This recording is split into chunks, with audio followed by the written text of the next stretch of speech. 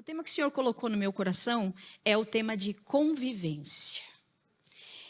Eu tenho notado que é muito difícil para algumas pessoas conviver. Por que você está dizendo isso? Eu não estou dizendo só na igreja, não. Eu estou dizendo no trabalho, eu estou dizendo no casamento, eu estou dizendo na amizade, a convivência com as pessoas. Eu tenho notado isso, a dificuldade que nós temos. Agora, às vezes nós falamos com algumas pessoas e elas dizem assim, olha, eu não vou para a igreja, porque a igreja é muito complicado. As pessoas que estão lá são complicadas, então eu não vou.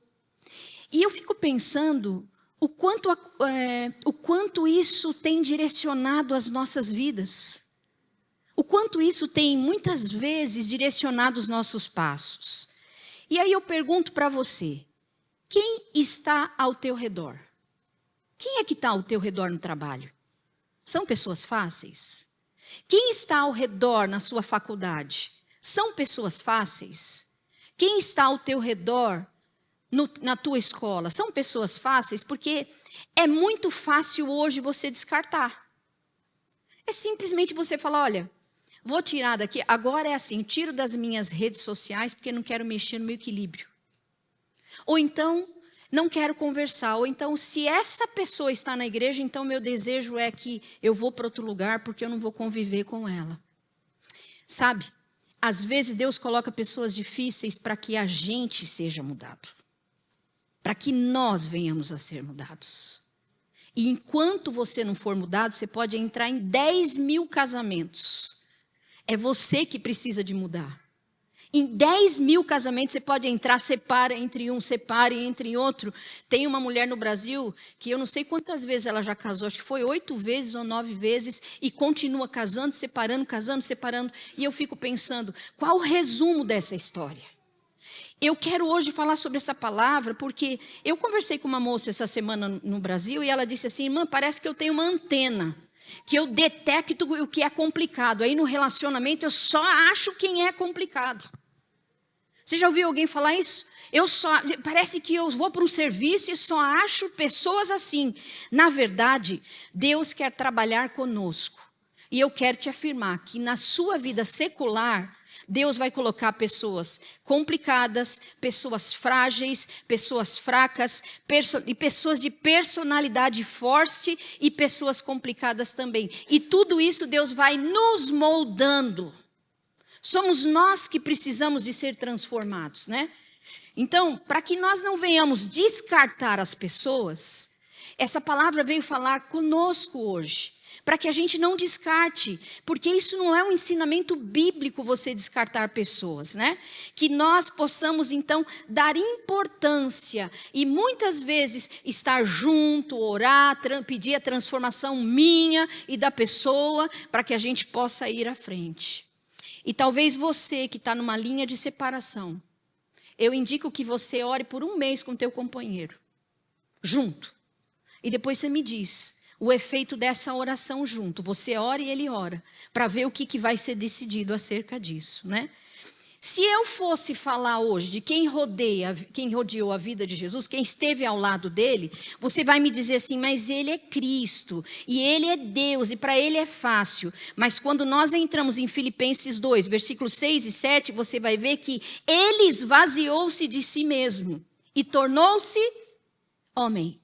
Então, eu quero dizer que não foi fácil. Não foi fácil.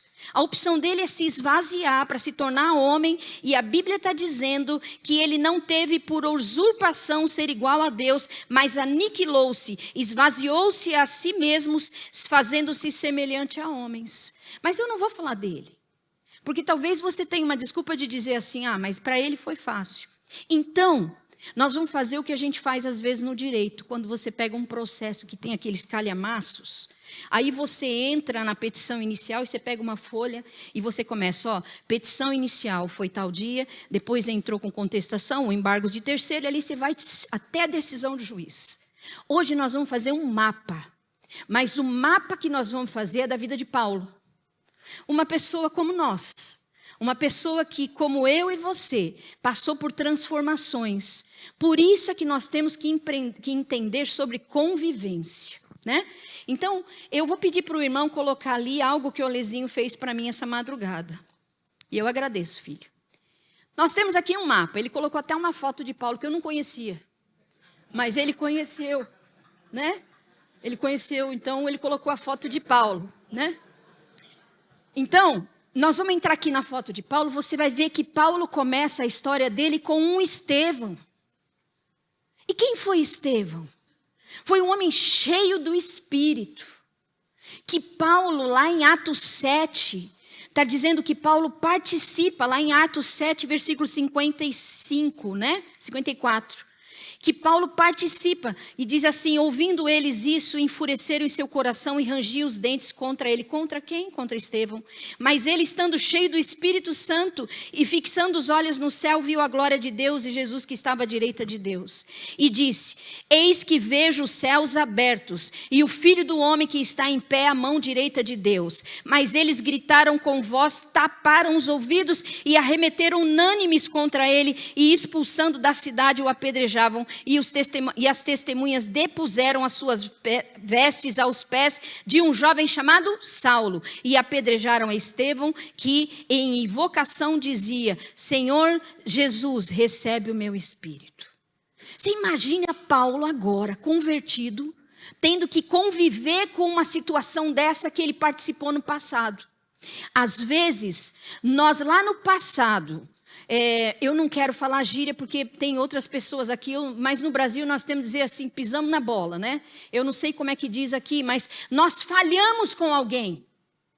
E aí você pensa assim, eu estou seguindo, mas eu tenho que entender que houve um tempo que você não conhecia a palavra e você agiu assim. E hoje nós somos transformados. E o caminho que nós temos que andar não é o caminho do mundo, que você deleta as pessoas, ou você se deleta a si mesmo. Não, é o caminho de você percorrer à frente. Sabe, conversando com meu amigo pastor Cláudio, um homem cheio do Espírito, ele falou algo para mim que me chamou a atenção. Ele disse assim que Paulo viu uma testemunha ocular de fé. E é mesmo. Paulo, depois de convertido, ele tinha uma referência de um homem cheio do Espírito. Veja bem, ele está sendo apedrejado e os olhos dele estão fixos aonde? Nos céus. Quando nós estamos numa luta, os seus olhos estão postos aonde? Se você está cheio do Espírito, os nossos olhos não estão postos numa luta, mas nós somos testemunhos de fé para alguém. Entende? Estevão é alguém que você não foi tão bom, mas também é um exemplo para você ver o quanto Deus está te mudando e o quanto Deus vai te mudar e o quanto Deus usou uma pessoa que é uma referência para a tua vida. Você tem um Estevão? Se você tem, saiba que Deus tem uma obra até nisso. Até isso coopera para todo bem, né? Até isso coopera. Lá à frente, nós vamos ver que entrou um Ananias na vida de Paulo. Ananias é fácil. Ananias é aquele que foi te buscar. É aquele que venceu o medo. Quando nós entramos em Atos 9, você vai ver que quando Deus manda Ananias falar com Paulo... Deus já tinha falado para Paulo de Ananias. Deus não é Deus de confusão, meu irmão. E a Bíblia está dizendo que quando Deus fala com ele, com Ananias, ele diz assim: Senhor, deixa eu te falar uma coisa. O Senhor tem certeza que o Senhor vai me mandar para falar com esse homem? O Senhor sabe o quanto ele tem perseguido as pessoas. E o Senhor Deus fala com ele da seguinte forma: Ananias, vai lá, que ele já está te esperando. Ou seja, você está explicando para mim o tamanho da sua luta. Você quer explicar para mim quem é Saulo? Às vezes, no meio da luta, nós queremos explicar para Deus o tamanho da luta. Deus já sabe. Vai lá e cumpre o que Deus mandou. Ananias é aquele que foi atrás de você, mesmo com medo, mesmo com frio na barriga. Ele foi dar um recado. Mesmo com toda a dificuldade, ele foi lá entregar a palavra. Quem foi o seu Ananias que trouxe você para perto de Jesus? E que valor você tem dado a ele hoje? Que valor você tem dado a ele? Você já ligou esse ano para agradecer? Porque nós temos que lembrar dos Ananias que Deus colocou na nossa vida. E assim nós conhecemos o Evangelho, nós conhecemos a palavra de Deus. Mas a nossa vida é tão corrida que a gente nem lembra disso. E somos gratos a Deus pelos Ananias. E você É um Ananias na vida de alguém? Se você ainda não foi, experimente isso. É maravilhoso você ser Ananias na vida de alguém. É bom falar do poder de Deus, mas é bom produzir, meu irmão. É muito bom produzir. Olha aqui quantas cadeiras. Nós precisamos de produzir. Amém? Então, quando nós entramos em Atos 9, 27, em Atos 11, 25, você vai ver que tem um outro homem, que é Barnabé. Também fácil de lidar, viu? Quando Paulo se converteu, ele teve uma encrenquinha com os gregos e teve uma encrenquinha com os judeus. Isso para Paulo não era difícil. Ele falava, então ele vai para Tarso. E ele fica um tempo em Tarso. E lá em Tarso tem alguém que lembra de buscar ele. Quem foi? Barnabé. Barnabé é a mão estendida. Sabe, é aquela pessoa fácil. É o Barzilai da vida de Davi. É aquele que vai buscar você. Quando ninguém lembra, ele está lá, olha, eu vou investir em você. Mas todo mundo está dizendo, eu não aposto nisso. E ele está dizendo, eu vou atrás. Que você seja um Barnabé. Que os dedos não estejam apontados para quem caiu, para quem errou. Mas você seja o Barnabé para dizer assim, ó, levanta e anda. Vamos andar junto, vamos correr junto. Porque nós não podemos descartar as pessoas. Nós temos que buscá-las para a presença do Senhor. Eu quero hoje honrar algumas pessoas que são Barnabés na minha vida. A Trinity é Barnabé na minha vida. Mas eu não sei se vocês sabem que quando eu cheguei aqui, eu estava numa rua, como era o nome? Dufferin? Eu não sei falar. Dufferin.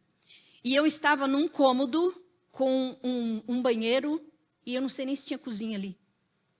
Eu fiquei por um mês lá e não quis dizer nada para ninguém.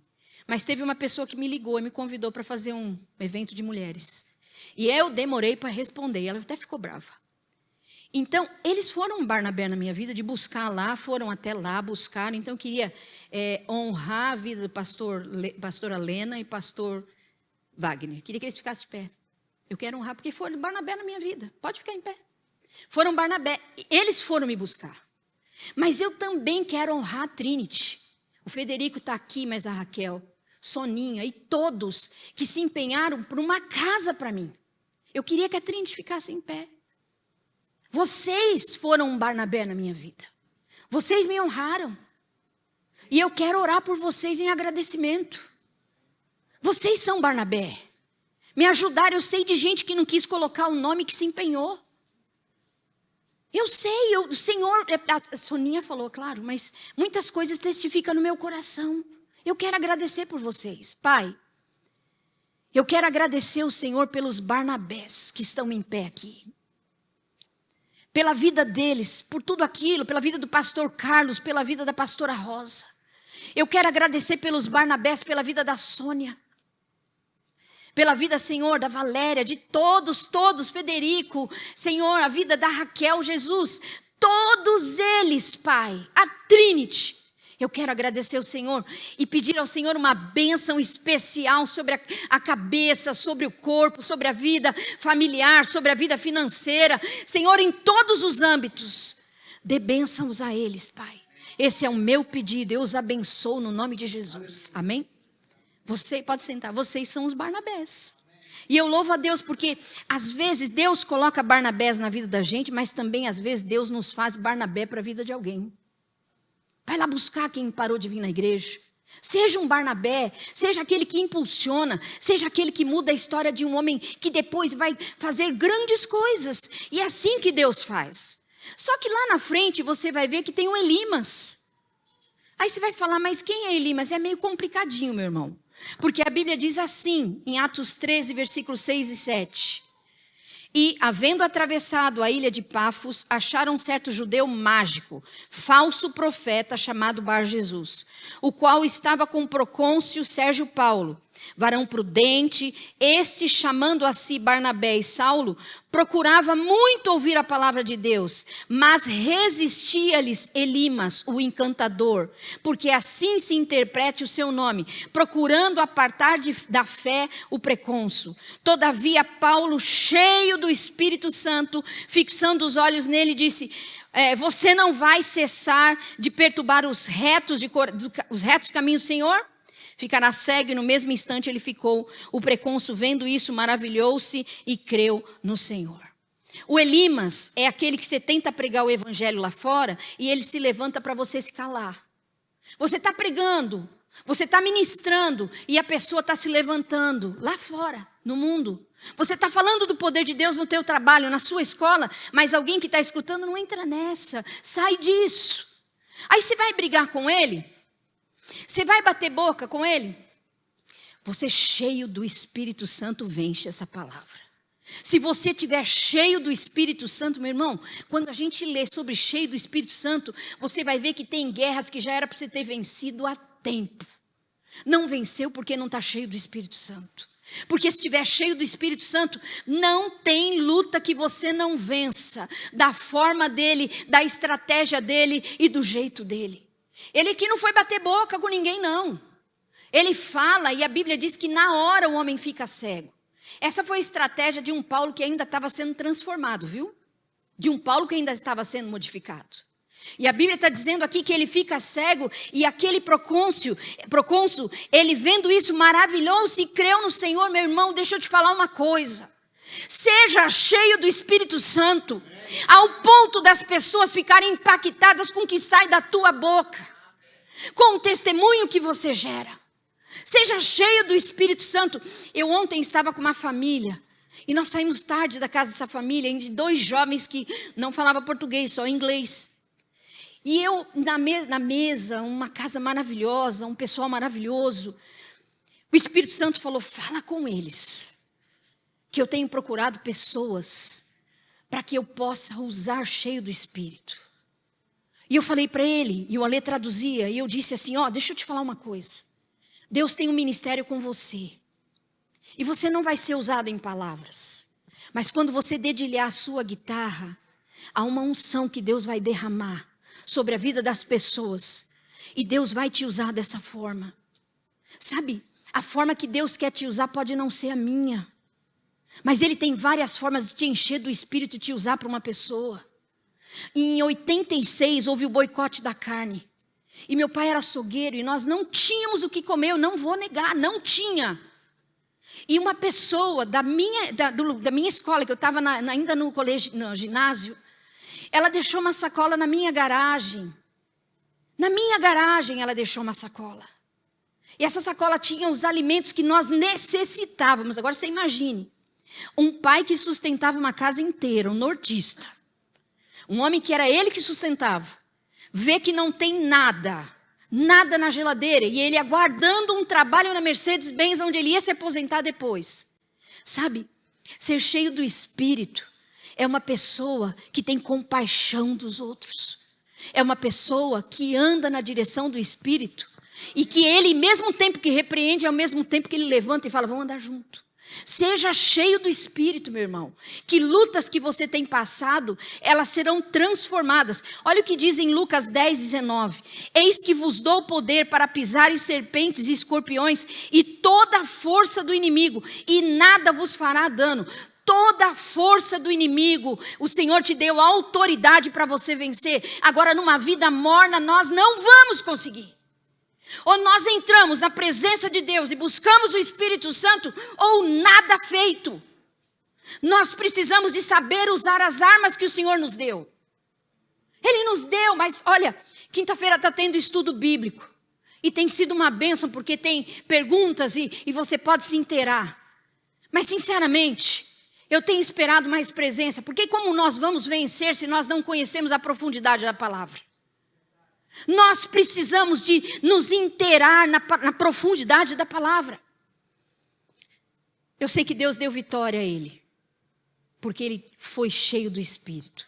A sua luta, escuta bem o que eu estou te falando, é o que o Espírito tem testificado no meu coração. Você tem luta dentro da sua casa? Se você estiver cheio do Espírito, o Senhor te dá estratégia. Ele te dá estratégia. Ele deu a Jael, ele deu a Abigail, ele deu estratégia, meu irmão. Depois você vai ver que entra um Silas na vida de Paulo. E Silas também é leve, meu irmão, porque A Bíblia está dizendo em Atos 15, 22, então pareceu bem aos apóstolos e aos anciões com toda a igreja, eleger varões entre eles e enviá-los com Paulo a Barnabé a Antioquia, a saber, Judas, chamado Barsabás, e Silas, varões distintos entre os irmãos. Silas é um super presente.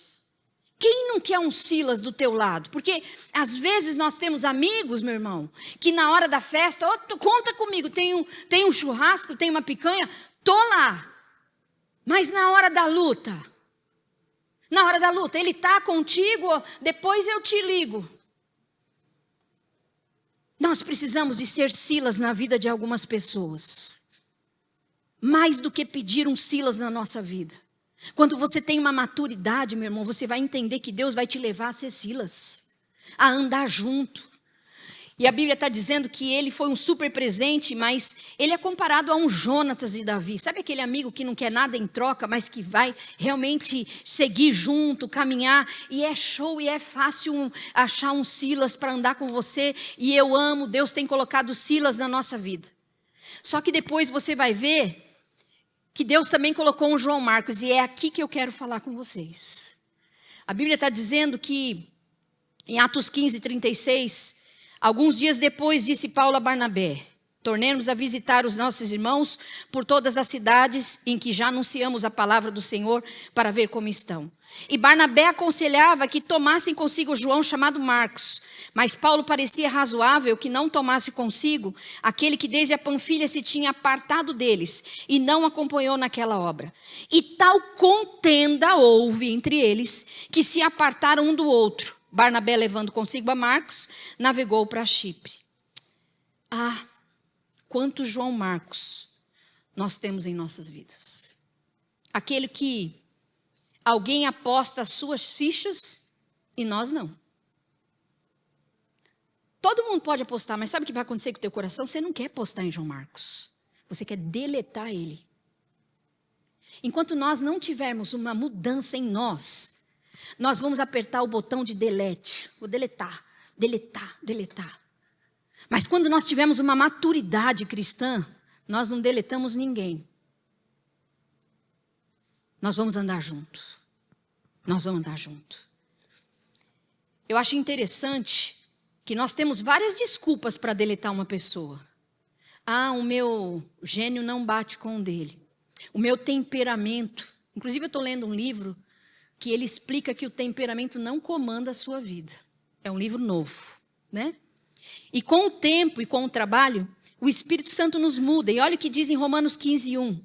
Ora, nós que fomos fortes devemos suportar as debilidades dos fracos e não agradar a nós. É fácil agradar a gente. Deixa eu deletar aqui, pisou na bola comigo, deixa eu deletar.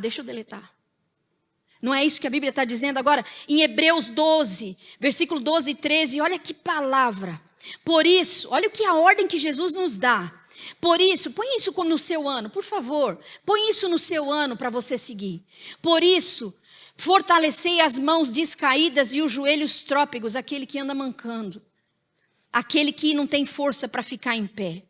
Fazei caminhos retos para os pés, para que não se extravie o que é manco, antes seja curado. Sabe o que nós temos que fazer? A gente tem que tirar as pedras do caminho para esse que está assim e ajudar ele a chegar no alvo. Senão, a gente vai fazer o quê? A gente vai pisar em quem já está caído. E Deus está dizendo assim, tenha paciência com eles.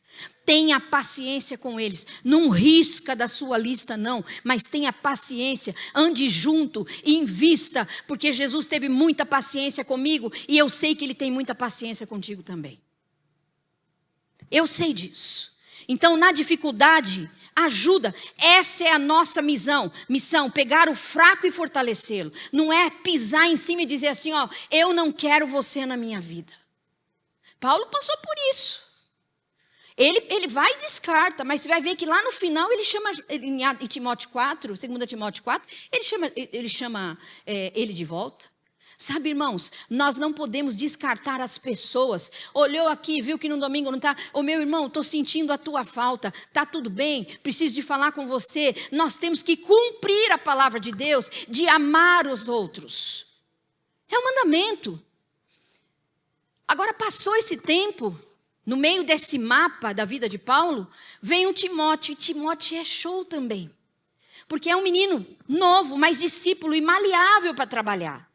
Então, em Atos 16, do 1 ao 3, fala que ele em Listra, Paulo conheceu Timóteo, que a mãe era judia e o pai grego. Deixa eu falar uma coisa para você, pai e mãe. Talvez você vai dizer assim, ó, na minha família tem disfunção familiar. O que é disfunção familiar? O pai é quem tinha que ensinar a palavra para o filho, mas ele não vai ensinar. Grego ele não ia ensinar. Então Deus põe uma mãe cheia do Espírito e uma avó para ensinar, Eunice e Lloyd. Nós não temos desculpa de dizer meu filho é assim porque no pai... Não. Se nós somos cheios do Espírito, não interessa se é pai ou mãe. Nós direcionamos nossos filhos e eles seguem o caminho da salvação. Entende? Não tem desculpa para isso. E a Bíblia está dizendo que esse menino é um menino jovem, inseguro, mas fiel. E Paulo discipula, encoraja, prepara e envia. Agora vem uma pergunta para você. Você tem um Timóteo na tua vida? Porque nesse tempo nesse tempo em que Deus já fortaleceu você, você precisa ter um Timóteo. Para discipular, para ensinar. Deus tem te dado reservas de alimento. Todo domingo tem uma palavra boa aqui. Todo domingo. É outro falando. E o que você faz com essa palavra? Nós não passamos para ninguém. Nós não conseguimos falar do amor de Jesus para ninguém. A gente passa reto. Meu irmão, Deus esse ano vai te despertar para você pregar a palavra, evangelizar. E não interessa como, eu estive em Jersey, em Grã-Bretanha, que eu nem conhecia, e eu conheci um senhor chamado John. Ele deve ter mais de 80 anos, que hoje já não vive mais. E ele pegou uma máquina de datilografia, ó, que nisso é raro, e ele digitou um folheto, ele datilografou um folheto. E aí, de lá de Jersey, você chega num canto assim, você pega um barco e em 50 minutos você está na França. Ele pegava esse barco todo dia, 50 minutos, com aquele folhetinho simples, mas manifestando a palavra de Deus. Ele entregava para cada um. Se ia ler, meu irmão, ele entregava. Nós temos estratégias para ministrar a palavra do Senhor. E o que é que você tem feito? Você que tem profissão, que lida com o público. O que você tem feito? Põe lá uns cartõezinhos, pega uns folhetos e coloca.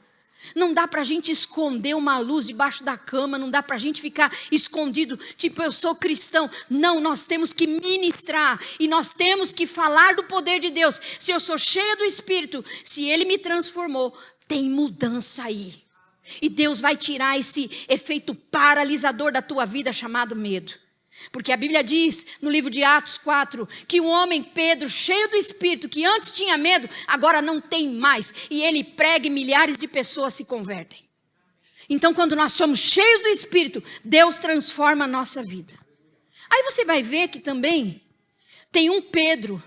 E esse Pedro que entra na vida de Paulo, ele está vivendo uma situação de hipocrisia. Na frente dos judeus ele age de um jeito, em Gálatas 2:11, e por trás ele age de outro. E Paulo, ele não vai falar pelas costas, não. Paulo está dizendo assim, e eu falei cara a cara, face a face com ele. Sabe, às vezes nós temos algumas lutas, mas nós temos que falar aqui, vamos orar junto. Pode ser um erro da minha cabeça, pode ser um erro da tua cabeça, vamos orar junto, mas não pode ser um bloqueador do crescimento do reino. Agora não, nós temos algumas diferenças, eu estou saindo porque eu não vou ficar mais aqui. Quando é que você vai crescer? Quando é que você vai ficar pulando de igreja em igreja até Deus consertar isso em você? Irmãos, é tempo de nós mudarmos a nossa mentalidade. Romanos 12 já não é o caminho que você tinha do mundo, que você deletava as pessoas. Agora não, você vai lutar para você ser mudado e também Deus transformar outras pessoas através de você. Gálatas 2:11. A Bíblia diz em Provérbios 27:6, leais são as feridas feitas pelo amigo. Show! Eu muitas vezes vim chorando da praia, porque a irmã Lídia, ela pisava mesmo, colocava a primeira, pisava, acelerava e pisava mesmo, sem dó, né? Mas glória a Deus. Depois entra um Tício e um Crispo, em Atos 18:7. E saindo dali entrou na casa de um homem chamado Tito Justo, que servia a Deus e cuja casa estava junto à sua sinagoga. E Crispo, principal da sinagoga, creu no Senhor com toda a sua casa. Também muitos dos coríntios, ouvindo, creram e foram batizados. E disse o Senhor em visão a Paulo: não temas, mas fale e não te cales, porque eu sou contigo, e ninguém lançará mão de ti para fazer mal, pois tenho muito povo nesta cidade. E ficou ali por 1 ano e 6 meses. Deus vai colocar conexões. Deus vai colocar gente no teu caminho que não está indo à igreja nenhuma, e você vai trazer para cá. Deus vai colocar pessoas, vai trazer gente do Brasil, irmão. Deus vai trazer uma nova remessa do Brasil, eu sinto isso. Pessoas vêm para cá. Deus vai colocar conexões, e é presente de Deus. Há 2 semanas eu vivi uma situação que eu achei interessante. Por isso que não adianta a gente tentar se esconder, né? Eu estava em casa, aí de madrugada tocou meu telefone, ele sempre toca. Aí de madrugada tinha um recado assim. É de um pastor lá de Faro, que eu estive na igreja dele. Ele falou assim: pastor Jonas, eu estou aqui no Japão. E eu estou na casa da Verinha, a pastora Vera. Neuzinha, eu estou conversando com ela, e ela está falando que está fazendo uma campanha de oração com você. Rapaz, ele está lá no Japão, e ele não sabia que eu e a Vera, a gente estava orando. Já tem amizade de muitos anos. Ela trabalhou no Itaú, eu também trabalhei no Itaú, no Brasil. E eu fico pensando que Deus colocará conexões no nosso caminho, que nós temos que entender que foi a mão dele. E nem um oceano vai mudar essa situação. Nada separa. Entenda que enquanto você estiver envolvido com as coisas de Deus, Deus vai abrir conexões. E vai trazer para perto de você coisas novas. Mas você precisa de estar envolvido no corpo. Sabe esse negócio de eu vou num domingo, não vou no outro não vou. E meu irmão, quem está perdendo é você. Ou você fica firme e passa por nessa tempestade, ou você vai ficar pingando o dia inteiro com desculpas de que Deus não agiu em sua vida. Esse homem foi uma conexão maravilhosa na vida de Paulo, e Deus colocará conexões na vida de vocês. Tem pessoas que eu oro que eu não conheço. Tem pessoas de Luxemburgo que eu não sei nem onde fica isso. Tem pessoas de Chipre que ligam para mim. Tem pessoas da Polônia. Meu Deus, quanta gente da Polônia, quanto jogador liga. Eu quero te dizer uma coisa: Deus coloca conexões na nossa vida. E Ele vai colocar na tua também. Estamos acabando. Aí nós temos o Ágabo. Nós temos, desculpa, eu pulei. Nós temos então o Ágabo, nós temos Evódia e Sítique. Nós estamos aqui. Evódia e Sítique. Às vezes Deus coloca algumas confusãozinhas para a gente. Vai colocar algumas confusãozinhas que Deus vai te usar. Porque a Bíblia está dizendo assim, que Paulo, ele escreve uma carta e diz assim: rogo a Evódia, ele está escrevendo para o líder da igreja.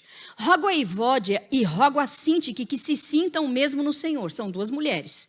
Quer dizer, que vivam em harmonia. E peço a ti, meu verdadeiro companheiro, que ajude essas mulheres que trabalharam comigo no Evangelho, e com Clemente e com os outros cooperadores, cujo nome estão no livro da vida. Existe uma rivalidade entre 2 mulheres, como se fosse uma congregação. E essas 2 mulheres estão em problemas de relacionamento. Uma rivalidade. E ele começa a explicar a cultura do amor nessa situação. Quando nós estamos no meio de uma situação em que envolve 2 pessoas que não estão se dando bem na igreja, nós não deletamos e nós não dizemos assim: se converte porque você não é convertido. Não, ele não disse isso, ele vai dizer assim, ele está dizendo assim, porque cujos nomes estão no livro da vida. Ele está afirmando a ação do Senhor, são bênção, são gente boa, mas estão em confusão. Então, ele leva as pessoas a ajudarem essas mulheres a se resolver. Meu irmão, quando Deus colocar alguma confusãozinha para você, você não deleta, mas você ajuda. Ajuda. Em oração. Não é assim. E você vai ver que Paulo, ele não põe um pano em cima da situação e tipo, eu levanto o tapete e eu coloco isso daí, vai passar por si. Não, ele expõe a situação, ele conversa. E a cultura do amor, ela faz isso. Ela é cheia de compaixão, mas ela não esconde. Deus vai colocar situações, e talvez você já esteja no meio de uma situação onde 2 mulheres ou outras pessoas não se entendam, mas saiba, não está arriscado o nome do livro da vida, são bênção, mas no tempo Deus vai consertando e vai colocando cada coisa no seu lugar, não é? Depois nós vamos ver que tem um ágabo. Eu acho que o Olezinho não pôs o ágabo. Ele deu um fim no ágabo. O ágabo, o ágabo foi um profeta que quando Paulo chega lá em Atos 21, do versículo 10 ao 13, ele chega na casa de Filipe, o evangelista, e ele tinha 4 filhas profetas, mas vem um homem chamado Ágabo, e ele pega o cinto de Paulo, ele amarra sobre a cintura de Paulo, aliás, ele amarra em Jerusalém o varão que é cinta, entregando, e ouvindo, ele diz assim, ó, e vindo ter conosco, tomou a cinta de Paulo, ligando aos seus pés e mãos, e disse, isto diz o Espírito Santo, assim ligarão os judeus em Jerusalém o varão que é esta cinta, e o entregarão nas mãos dos gentios. E ouvindo isso, rogaram-lhe tanto nós como os que eram daquele lugar, que não subisse a Jerusalém. Mas Paulo respondeu, que fazeis vós chorando, magoando o coração? Porque estou pronto para ser ligado, mas ainda a morrer em Jerusalém, para o nome do Senhor. Vai ter um Ágabo, que vai trazer um recado que talvez não te desça bem, mas é necessário. Eu tive um Ágabo na minha vida. No jogo do Brasil, 7-1, que eu não gosto de lembrar, mas o meu marido passou mal, mas não sei por quê. E o coração dele começou a ter pressão alta, mas também não sei por quê. E foi parar no hospital. E eu estava com minha mãe já com o início de uma demência. Então ela ficava pedindo assim, me dá Danone, me dá jantar. Ela já tinha jantado. E do nada, ela começa a falar em línguas. E Deus a usa dizendo assim, eis que o Senhor diz a ti, teu esposo tem um problema de saúde que o médico desconhece. Mas eu trarei. Depois ela continuou falando, me dá. E eu falei para a minha pastora, eu falei, Marta, minha mãe orou do nada, minha mãe sentou, orou. Ela falou, Neuza, tua mãe não bate bem da cabeça, pelo amor de Deus, você vai crer nisso? Eu falei, testificou. Porque quando o Espírito fala, testifica, não tem como você recuar. E ele então passou por um tempo de enfermidade no coração, para quem não sabe, ela operou no INCOR. Sabe, às vezes tem umas palavras que você fala, por que veio para mim? Mas ela modela tanto a gente, ela transforma tanto a gente, que foi aonde eu respondi ao ministério. E qual foi a minha resposta?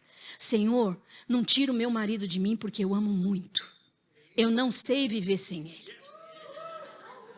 Mas eu quero te pedir uma coisa, deixa ele vivo. E eu faço um voto ao Senhor, aonde me chamar, Senhor, eu não vou dizer não, eu vou. Sabe, tem algumas coisas que Deus permite, exatamente para nós podermos nos firmar no Senhor. Para nós não negociarmos. Deus tem um chamado com você, não negocie ele. Porque é isso que Deus tem para a tua vida. Terminando, entra então na vida dele um Emineu e Fileto. E um Demas. Esses aí foi difícil. Quando nós olhamos para Emineu e Fileto, a Bíblia está dizendo em 2 Timóteo 2,15, que ele diz assim, ele falando para Timóteo, procura apresentar-te a Deus aprovado como obreiro que não tem que se envergonhar e que maneja bem a palavra da verdade. Isso é necessário para nós. Mas evite falatórios profanos, porque produzirão maior impiedade. E a palavra desses roerá como gangrena, entre os quais Emineu e Fileto. Em alguns trechos a mais, você vai ver Alexandre, não é o meu. Os quais desviaram da verdade, dizendo que a ressurreição era já feita, e perverteram a fé de alguns. Todavia, o fundamento de Deus fica firme. Sabe, Emineu e Fileto foram considerados, eram homens que eles saíram do caminho da fé, criando uma outra linha de raciocínio. E Paulo está dizendo assim, ó, evita. Não fica perto não, que é que nem gangrena. Alguém já ouviu falar de gangrena? É uma situação que você vive que você tem que amputar. Você tem que tirar. Então tem coisas que você está vendo que a pessoa está fora da palavra, você ainda fica dando corda, tentando ouvir. Ah, porque fulana disse para mim que não tem problema ver horóscopo, não tem. Meu irmão, sai disso. Sai disso. Ah, mas eu quero tentar a sorte nisso. Meu irmão, sai disso. E por fim, para terminar, eu quero falar sobre Demas. Em 2 Timóteo 4,10, do 9, que diz assim, procura ver ter comigo, porque Demas me desamparou amando o presente século, e foi para a Tessalônica crescente, para a Galácia, Tito, para a Damácia. Só Lucas está comigo. Toma Marcos e traze-o contigo, porque me é útil para o ministério. também enviei Tíquico e Éfeso. Deixa eu falar uma coisa. Paulo já está sentindo o cheiro da morte. Ele já está cansado. Ele está dentro de uma cela, ele está perseguido, ele está em luta. Imagine o frio, imagine a solidão. E ele está lá, está sentindo o cheiro da morte. Aí vem Demas, como uma cereja do bolo para sofrimento. Ele decepciona Paulo. Agora eu quero dizer para você, Paulo parou por causa de uma decepção? Se você ler aqui, ele continua enviando. Porque se você olhar para a decepção e ela for a bússola da tua vida, você para. E você vai continuar passando pela luta várias vezes e vai parar. Meu irmão, nós temos que ser cheio do Espírito. A base dessa palavra hoje é: seja cheio do Espírito. Decepções virão. Faz parte. Mas se você é cheio do Espírito, você não para. Você continua. Deus tem procurado homens cheios do Espírito, que não negocia nem o seu desejo. Vai lá e cumpre a palavra. Seja cheio do Espírito. E para terminar essa palavra, eu quero dizer que a decepção não paralisou Paulo. Recebe essa palavra para você.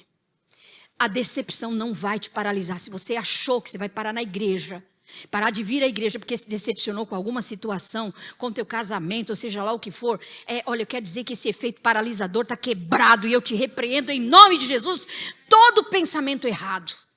Nenhuma decepção vai paralisar ninguém. Você tem um alvo, segue ele. E eu disse para você, Hebreus 12:2, olhando para Jesus, e autor e consumador da fé, o qual pelo gozo que lhe estava proposto, suportou a cruz, desprezando a afronta, e assentou-se à destra do trono de Deus. Você tem escolha, quer olhar para a decepção? Vai parar, vai fracassar. Mas se você olhar para Jesus, o autor e consumador da sua fé, você não para, mesmo em meio à luta. E eu termino essa palavra dizendo para você, esse é o fim da palavra, que nós temos convivências maravilhosas, que Paulo teve todo esse povo aí, mas ele teve um Romanos 16 na vida dele. Quando você olha Romanos 16, que você vai ler uns nomes lindos como Febe, Trifena e Trifosa, você vai olhar nomes maravilhosos como Priscila e Áquila, que expuseram a sua cabeça por Paulo, e a Júnia, Trifena e Trifosa, que trabalharam arduamente pelo Rufo, Olimpas, Rufo e sua mãe, que também ele considerava como mãe. Olha, tudo isso aqui tem na Trinity. Tem cooperadores. Deus colocou pessoas maravilhosas. É uma Thaís, que é uma cooperadora do reino. É um pastor Luiz, que é um cooperador do reino. É um pastor Cláudio, que me ajuda muito nos meus estudos. Sabe, é um pastor Caleb, é um pastor Ricardo. São cooperadores do reino. É a minha querida Jéssica, cooperadora do reino. Nós temos tudo isso aqui, que Romanos 16 tinha. Se nós pararmos de olhar para lá, você vai ver que tem tudo de Romanos 16 aqui. Você não precisa de procurar em outro lugar. Deus só tem que mudar a tua visão. Deus só tem que mudar a tua visão. Deus tem um novo tempo para a tua vida. E a Bíblia diz em Atos 28:15, num dia tão difícil de Paulo, que ele já tinha passado a tempestade. Atos 27, ele chega em Atos 28, ele vai pegar uns gravetos, tem uma serpente que pica ele, que morde. Quer dizer, está tudo dando errado. Ele volta para um certo lugar, e a Bíblia diz que de lá, ouvindo os irmãos novas de nós, nos saíram ao encontro à praça de Apo e às Três Vendas. E Paulo, vendo-os, deu graças a Deus e tomou o ânimo. Deixa eu falar uma coisa para você. Talvez você esteja passando por lutas e por dificuldades, que são as tempestades de Atos 27. E a luta na ilha de Malta, em Atos 28. Só que quando você entra aqui, recobra o seu ânimo. Quando você entra aqui, é um abraço do Alesão. Quando você entra aqui, é um sorriso. Quando você entra aqui, é uma conversa. Porque aqui, recobra o ânimo.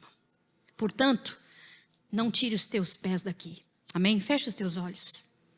Pai, todo esse povo que envolveu Paulo, não dá para falar tudo, mas o Senhor transformou.